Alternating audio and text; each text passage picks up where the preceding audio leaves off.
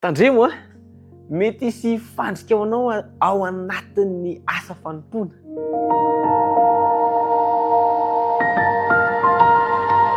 Trangan-javatra anankiray no jerentsika amin'ity androany ity.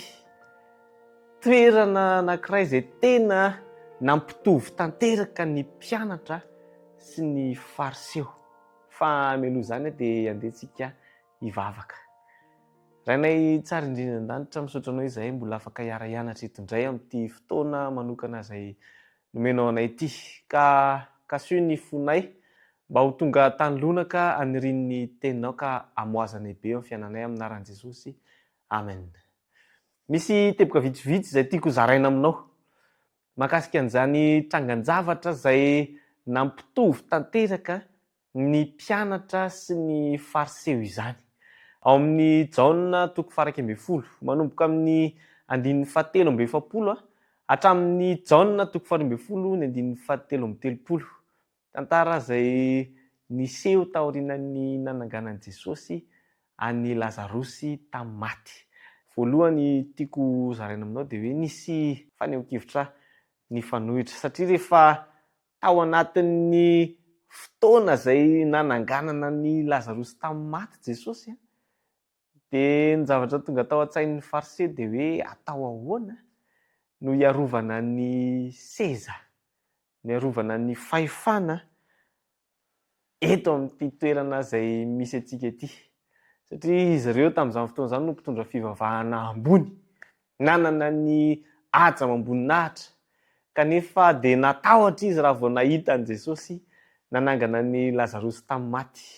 Ny mpianatra indray nefa tamin'izay fotoana izay nanantena fa tena ahazo fanjakana i Jesosy. Ary nihevitra izy ireo fa ity Jesosy ity no mpanjaka vaovao ka dia ahazo seza, ahazo voninahitra zany izy ireo amin'izay fotoana izay.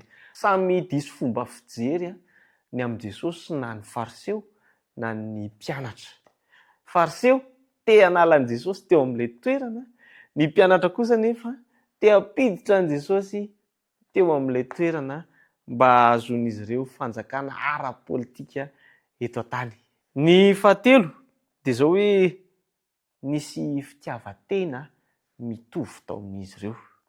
Mazava be satria ny andaniny tsy te hiala amin'ny seza izay misy azy, ny ankilany kosa nefa te hiditra amin'ilay seza izay misy an'ireto fariseho reto, izany hoe te hahazo an'ilay seza sy ireo haja sy ny voninahitra zany reto mpianatra reto.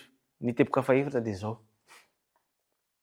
Resakantsika hoe mety misy fandrika ao anatin'ny asa fanompoana. Mety mieritreritritsika hoe izao no mety kokoa amin'ity asa an'Andriamanitra ity. Izao no mety kokoa amin'ny fampandrosoana an'ity asa an'Andriamanitra ity kanefa dia tadio fa mety tsy fanaraka amin'ny hevitry Jesosy izany. Mety tsy izay ny zavatra angatahan'Andriamanitra aminao.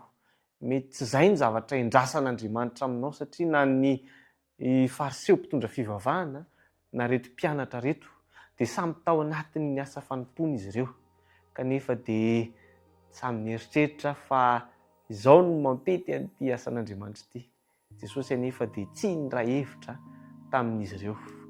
Te hizara aminao hoe aoka isika hitandrina ny amin'ny asa fanompoana izay iantsoroantsika satria Satana dia miasa mafy ihany koa mba hamandrika antsika ao anatin'ireny asa fanompoana ireny.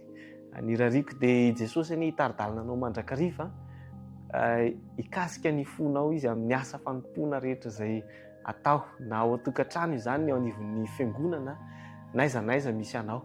Dia Jesosy anie no mpitari-dalana anao mandrakariva. Andehantsika hivavaka.